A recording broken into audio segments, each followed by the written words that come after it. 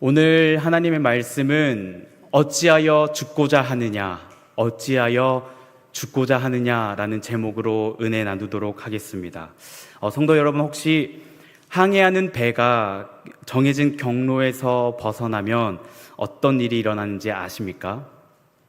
항해하는 배가 정해진 항로에서 1도라도 벗어난다면 처음 키를 돌릴 때는 아무런 차이를 느끼지 못합니다.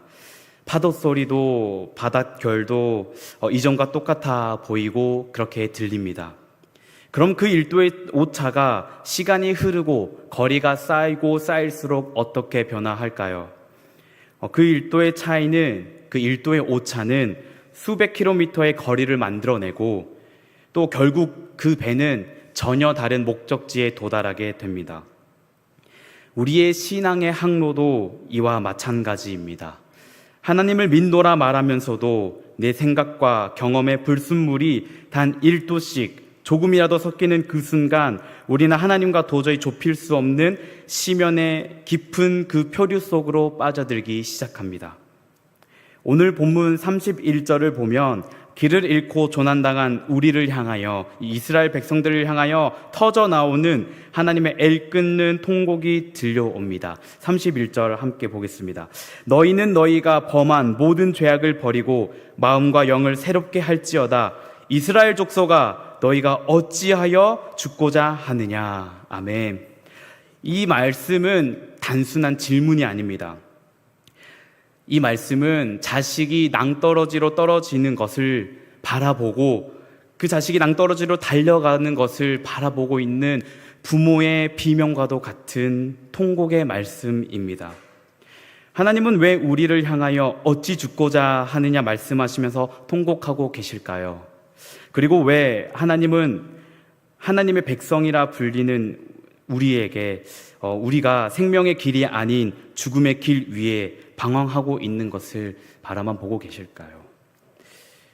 그 이유는 단 하나입니다. 바로 우리의 죄 때문입니다.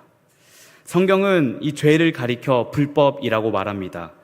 요한일서 3장 4절을 보면 이렇게 말씀하고 있습니다. 죄를 짓는 자마다 불법을 행하나니 죄는 불법이라. 아멘. 여기서 말하는 불법은 하나님의 법이 없는 상태, 한마디로 자기 자신이 법이 된 상태를 말씀합니다. 그리고 그 죄가 우리를 생명의 항로에서 1도씩 멀어지게 만들어 결국 영적 조난자가 되게 만들고 맙니다. 오늘 우리는 이 본문 말씀을 통해서 하나님과 멀어지게 만드는 이 죄의 얼굴들이 무엇인지, 그리고 우리가 어떻게 해야 이 멀어진 방향을 돌이켜 다시 하나님 아버지 품으로 돌아가 생명의 길로 걸어갈 수 있는지를 말씀을 통해 한번 발견하고자 합니다. 첫 번째로 성경이 고발하는 이 죄의 얼굴은 믿음이 아닌 내 공로를 의지하는 자기의입니다. 오늘 본문 24절 하반절을 보면 하나님께서 엄중하게 경고하고 계십니다. 24절 한번 보겠습니다. 그가 행한 공의로운 일은 하나도 기억되지 아니하리니 그가 그 범한 허물과 지은 죄로 죽으리라. 아멘. 이 말씀은 과거에 내가 하나님 앞에 쌓아 올렸다고 착각하는 공로와 의가 얼마나 우리 삶에 무익한지를 폭로하는 말씀입니다. 이스라엘 백성들은 과거 자신들이 행했던 그 종교적 열심과 언약 백성이라는 신분을 훈장처럼 여기고 정작 지금 하나님 앞에서 자기 자신들이 행하여야 할 참된 회개와 순종은 버려둔 채 하나님을 원망하는 그 원망의 소리를 쏟아내고 있습니다. 솔직히 말하면 우리 또한 이 공로주의라는 이 어두운 그림자에 갇혀 목회자는 교회의 크기를 훈장으로 삼고 성도들은 헌금의 액수와 봉사의 시간을 계급으로 삼았습니다. 그렇게 은혜가 머물러야 하는 그 자리에 나의 성취가 들어 앉아 버린 것입니다. 그 결과가 어떻습니까? 그 결과 교회의 직분은 주님 발 앞에 내려놓아야 할 면류관이 아니라 세상의 훈장처럼 군림하는 계급이 되어버리고 말았습니다. 내 의가 죽어야 내 안에 그리스도가 사시는데 내 의가 너무나도 생생하게 살아있어서 그리스도의 십자가 보혈이 더 이상 감격으로 다가오지 않는 영적 무감각 상태에 빠져버리게 된 것입니다. 그래서 에스겔 선지자는 이렇게 말합니다. 너희 스스로 마음과 영을 새롭게 하라 라고 선포하고 있습니다. 그러나 우리는 잘 알고 있습니다. 나의 공로를 쌓고 나의 성취를 이루는 것만으로는 결코 내 영을 새롭게 할 수 없습니다. 나의 영을 새롭게 하는 방법은 오직 우리를 위해 의의 옷을 예비하신 예수 그리스도 앞에 우리가 쌓아 올린 그 공로의 바벨탑을 무너뜨리고 빈손으로 나아갈 때에만 가능한 일입니다. 주님 앞에 나는 아무것도 아닙니다. 나는 아무것도 아닙니다. 라는 이 고백이 우리의 심령에서 터져 나와야 합니다. 그렇게 하여서 믿음과 말씀으로 살지 않고 내 의로 살았던, 나의 공로로 살았던 그 삶을 허물어야 비로소 하나님의 온전한 통치가 우리 삶에 시작된다는 것입니다. 이것이 성경이 말하는 첫 번째 죄의 얼굴, 바로 우리가 놓지 못하는 자기의입니다. 그렇다면 성경이 두 번째로 고발하고 있는 죄의 얼굴은 무엇입니까? 성경이 고발하고 있는 죄의 얼굴 두 번째는 내 인생의 통제권을 하나님께 내어드리지 못하는 자기 주도권입니다. 오늘 본문 25절에 이스라엘 백성들이 하나님을 향해 무엇라 항변합니까? 25절 한번 보겠습니다. 그런데 너희는 이르기를 주의 길이 공평하지 아니하도다. 주의 길이 공평하지 아니하도다 하는도다. 아멘. 그들이 무엇이라 말하고 있습니까? 지금 하나님께 하나님의 길은 하나도 공평하지 않습니다 라고 말하고 있는 겁니다. 그리고 이 말을 한 번만 하는 것이 아니라 다시 한번 반복해서 말합니다. 29절입니다. 그런데 이스라엘 족속은 이르기를 주의 길이 공평하지 아니하는도다 하는지라. 아멘. 당시 바벨론 포로지에 끌려갔던 이스라엘 백성들 사이에서는 한 속담이 유행했습니다. 그 속담이 무엇이냐면 아버지가 신 포도주를 마셨으므로 그의 아들의 이가 시리다 라는 이 속담이 퍼졌습니다. 이 속담은 자신들이 겪는 그 포로 생활의 비극이 자신들의 죄 때문이 아니라 조상들의 죄 때문이라는 책임을 회피하는 죄성입니다. 나는 잘못이 없는데 나의 조상들을 잘못 만난 탓에 나의 부모를 잘못 만난 탓에 내가 이 고생을 하고 있다. 그러니까 하나님은 불공평하시다라고 하나님께 원망하며 하나님을 심판대 위에 올려놓는 죄를 범하고 있는 것입니다. 그러나 하나님은 에스겔 선지자를 통하여 이 잘못된 사상을 깨트리십니다. 본문 20절과 26절은 이렇게 선언합니다. 범죄하는 그 영혼은 자기의 죄악으로 인하여 죽을 것이며 의인이 그 의에서 떠나 죄악을 행하면 그 행한 죄악으로 죽을 것이다 라는 이 엄중한 개인적 책임을 원칙으로 말씀을 하고 계시는 것입니다. 그렇게 그들은 하나님께 온전히 자신의 삶을 내어드리지 못한 것입니다. 우리는 어떻습니까? 나의 미래, 나의 재정, 나의 자녀들의 진로, 나의 노후의 안녕을 하나님 손에 맡긴다고 우리 입술로는 고백하지만 실제로는 내가 그 주도권을 쥐고 불안해하며 통제하려고 합니다. 이 모습을 우리의 기도에서, 우리들이 하는 그 기도에서 찾아볼 수 있습니다. 자녀를 둔 부모들은 자녀를 위해 눈물로 기도합니다. 그런데 그 기도의 눈물이 정말 자녀를 하나님의 주권에 맡긴다는 그 신뢰의 눈물입니까? 아니면 내가 설계한 자녀의 인생이 망가질까봐 두려워하는 눈물입니까? 자녀의 성적이 떨어지고 원하는 대학과 직장에 떨어지고 실패하였을 때 터져 나오는 그 분노는, 그것은 자녀를 향한 걱정이 아니라 내 인생의 계획표를 흔들지 말라는 하나님을 향한 악에 받쳐 지르는 소리이자 하나님을 내 인생의 조연으로 전략시킨 우리 인간의 오만함일지 모릅니다. 입술로는 주님이 주신 선물이라고 고백하지만 실제로는 자녀를 내 소유물로 생각하여 움켜쥐고 놓지 않으려는 이 지독한 자기 주도권이 죄인 것입니다.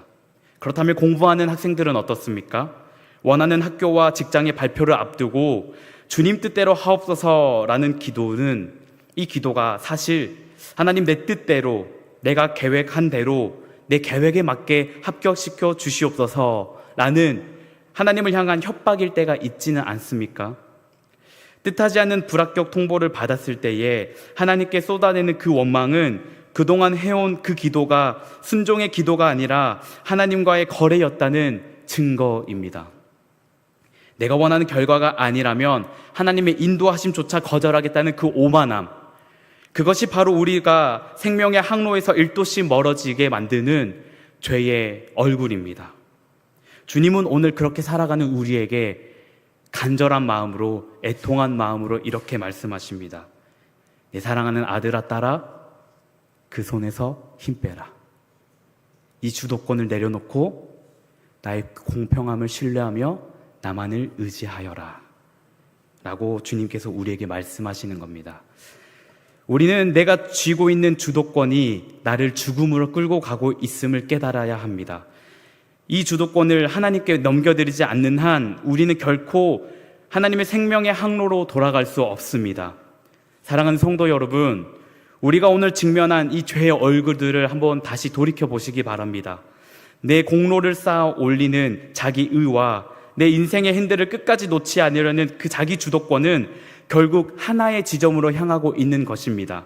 그것이 무엇입니까? 그것은 바로 내 인생의 주인이 하나님이 아니라 나 자신이라는 선언입니다. 그렇게 결국 우리는 스스로 죽음의 길을 선택하는 영적 조난자가 되어버리고 말았던 것입니다. 그렇다면 우리는 이제 어떻게 해야 합니까? 이 죽음의 항로에서 죽을 날만 기다리면서 하염없이 죽을 그 순간을 바라보면서 그렇게 살아가야만 하는 걸까요? 하나님은 오늘 우리에게 그 길을 벗어날 수 있는 유일하고도 확실한 살 길을 제시해 주고 계십니다. 오늘 본문 31절에서 하나님은 애통한 마음을 가지고, 하나님의 그 애통한 마음을 그대로 가지고 에스겔은 우리에게 이렇게 묻습니다. 어찌하여 너희가 죽고자 하느냐? 이스라엘 족속아, 어찌하여 너희가 어찌하여 죽고자 하느냐? 아멘. 사람이 어느 누가 죽고 싶겠습니까? 우리는 모두 잘 살고 싶어 합니다. 하지만 하나님은 우리에게 이렇게 말씀하십니다. 하나님을 떠나 내 경험을 법으로 삼고 내 주도권을 고집하며 내 의를 성벽처럼 쌓는 그 길 자체가 바로 죽음의 길이라는 것과, 또 우리가 살고자 하여 붙들고 있었던 내 고집과 내 공로가 날 살리는 것이 아니라 죽음으로 내몰고 있었다는 것을 하나님께서는 말씀을 통하여 끊임없이 우리에게 말씀하고 계십니다. 하나님은 지금 죄 가운데서 스스로를 파괴하고 있는 우리를 바라보시면서 심판의 분노가 아닌 사랑하는 자녀를 잃어버리는 그 아버지의 애통함으로 외치고 계시는 것입니다. 그래서 하나님은 오늘 우리에게 이렇게 명령하십니다. 31절입니다. 너희가 범한 모든 죄악을 버리고 마음과 영을 새롭게 하라. 아멘. 하지만 우리가 정직하게 다시 한번 돌이켜보면 우리가 스스로 마음을 새롭게 할 능력이 우리에겐 없습니다. 죄로 인해 하나님과 멀어진 우리가 우리의 힘으로 그 거대한 그 죄의 심연을 다시 건너 하나님께로 돌아갈 수 있습니까? 없습니다. 단 1%도 우리의 힘으로는 할 수 없습니다. 우리는 이 명령 앞에서 주님 저는 죄인입니다. 저는 스스로는 아무것도 할 수 없습니다. 라는 이 절망이 섞인 회개밖에는 할 수 없습니다. 그러나 이 절망 섞인 회개가 우리를 우리 주 예수 그리스도와 함께 대면할 수 있도록 인도하여 주십니다. 하나님은 우리가 죽는 것을 기뻐하지 않으시고 원치 않으십니다. 그리고 무엇보다 우리가 스스로 할 수 없음도 잘 알고 계십니다. 그래서 하나뿐인 아들을 십자가에 내어주셨고, 우리가 하나님과 단절되어 건널 수 없었던 그 깊은 죄의 심연을 위해 예수 그리스도께서 십자가로 다리를 놓아주셨던 것입니다. 우리가 마땅히 받아야 할 이 죄의 대가를 십자가에서 완전히 다 치르시고 성령을 통하여 우리 안에 새로운 영과 마음을 부어주신 것입니다. 이것이 바로 우리가 값없이 받아 누리고 이 삶을 하루하루 살아가는 은혜라는 것입니다. 사랑하는 성도 여러분, 회개는 나의 고통스러운 노력이 아닙니다. 회개는 죽음의 길을 향해 달려가고 있던 그 발걸음을 멈추고 나를 부르시는 하나님 아버지를 향해 나의 삶의 모든 방향을 돌이켜 걸어가는 것입니다. 오늘 말씀을 통해 하나님은 우리에게 약속하십니다. 그 약속의 말씀이 21절과 22절에 기록되어 있습니다. 너희가 죄에서 돌이켜 떠나 모든 율례를 지키고 정의와 공의를 행하면 반드시 살고 죽지 아니할 것이고 그 범죄한 것이 하나도 기억함이 되지 아니할 것이다. 아멘. 우리의 돌이킴, 우리의 죄사함은 결단코 나의 노력이 아닙니다. 아무것도 할 수 없는 나를 향해 밀려오는 그 그리스도에 의해 온전히 압도당하여 나를 살리기 위해 죽음의 심령까지 내려오신 예수 그리스도의 손에 나를 온전히 맡기며 그 은혜와 사랑에 내 온 몸을 던지는 것입니다. 사랑하는 성도 여러분, 우리가 날마다 하나님 앞에 정직하게 서길 원합니다. 그래서 정직하게 서며 이렇게 고백하기 원합니다. 주님,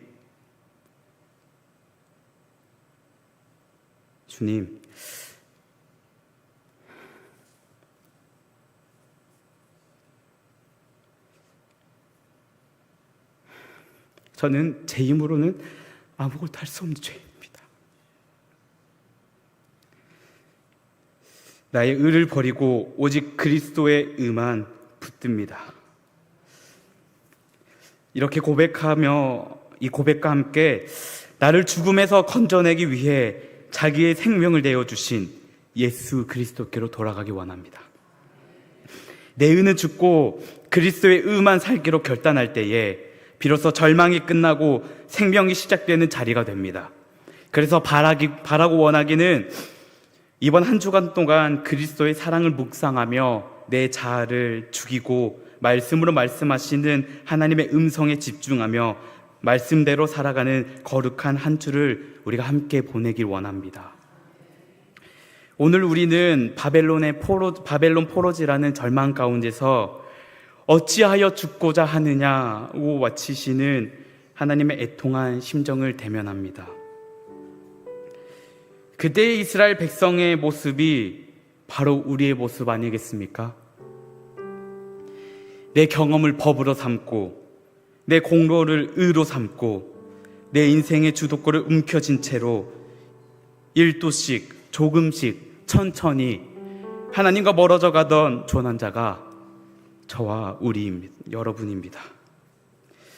하나님은 오늘 이 죽음의 항로에서 멈추어라 말씀하시면서 이렇게 선포하십니다. 오늘 본문 32절입니다. 주 여호와의 말씀이니라.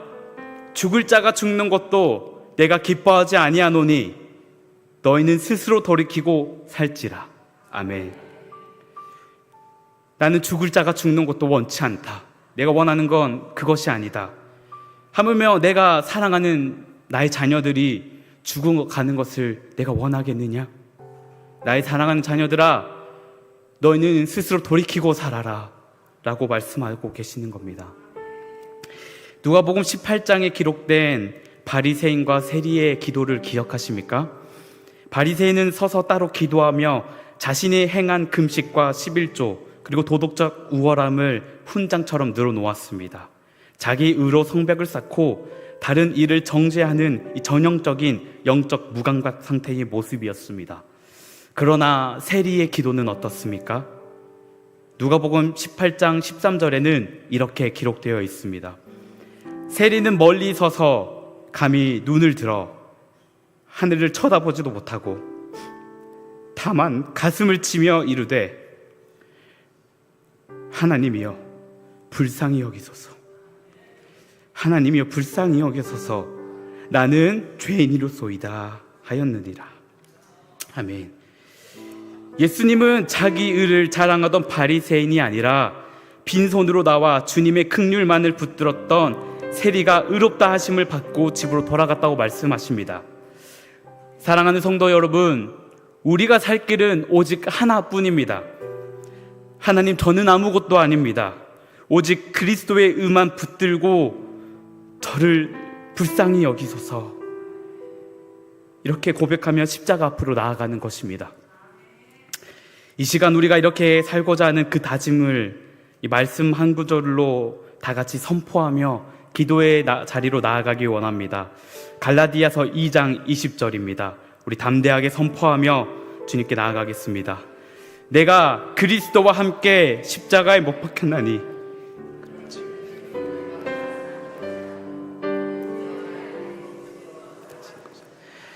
이제 내가 육체 가운데 사는 것은 나를 사랑하사 나를 위하여 자기 자신을 버리시오.